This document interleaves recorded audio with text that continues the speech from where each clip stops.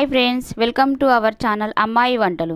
ఈరోజు మనం ఈ వీడియోలో మన తెలుగు రాష్ట్రాలలో అందరికీ చాలా ఇష్టమైన సర్వపిండి, నేను దీనిని దోసకాయతో కొత్తగా ట్రై చేశానండి. మీరు కూడా ఒకసారి మీ ఇంట్లో ట్రై చేయండి, చాలా టేస్టీగా ఉంటుంది. దీనికి మనకు కావలసినవి, ముందుగా నేను ఒక దోసకాయను తీసుకున్నాను. దీనిని నేను సన్నగా కట్ చేసుకొని ఒక బౌల్లో పెట్టేసుకున్నాను. చూడండి ఫ్రెండ్స్, దోసకాయ ఇలా చిన్నగా కట్ చేసుకోండి. చిన్నగా కట్ చేసుకోవడం వల్ల మనకు సర్వపిండి అనేది చాలా సాఫ్ట్గా మంచిగా వచ్చేస్తుంది.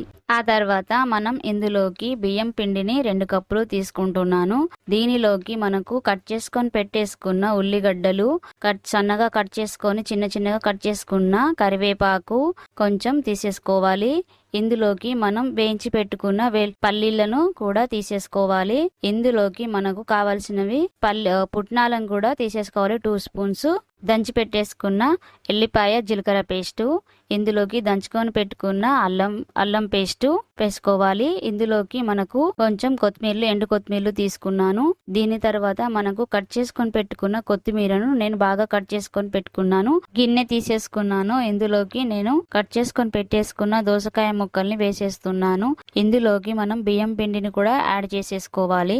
కరివేపాకును కూడా వేసేసుకుంటున్నాను. దీనిలోకి మనం సన్నగా కట్ చేసుకున్న ఉల్లిగడ్డలు కూడా వేసేసాను. ఇందులోకి మనం పల్లీలు, పుట్నాలు కూడా వేసేసుకుంటున్నాను ఫ్రెండ్స్.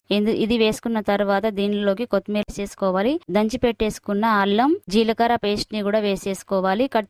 చిన్నగా కట్ చేసుకున్న కొత్తిమీర కూడా వేసేసుకోవాలి. రుచికి సరిపడా ఉప్పు వేసేసుకొని, రుచికి సరిపడా కారం, కొంచెం ధనియా పౌడర్ కూడా వేసేసుకొని బాగా మిక్స్ చేసేసుకోవాలి. చూడండి నేను ఎలా మిక్స్ చేసేసుకుంటున్నా, పిండికి బాగా పట్టేటట్టుగా మిక్స్ చేసుకోవాలి. ఇందులోకి కొంచెం వాటర్ పోసేసుకుంటూ మనం రొట్టె పిండి ఎలా పీసుకుంటామో అలాగే మనం పిసుకొని 2 మినిట్స్ మనం సైడ్ కి పెట్టేసుకోవాలి.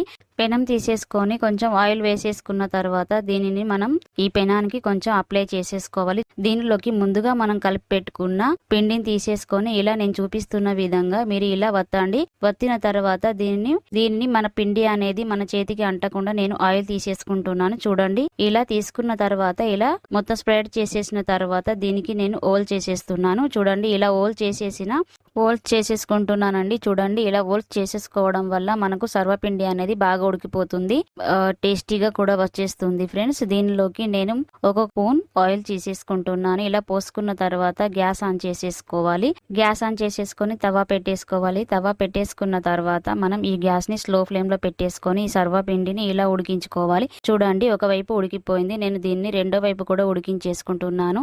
ఇలా ఉడికిపోయిన తర్వాత మనకు మన సర్వపిండి అనేది రెడీ అయిపోయింది. దీన్ని నేను ఒక ప్లేట్ లోకి తీసేసుకుంటున్నాను.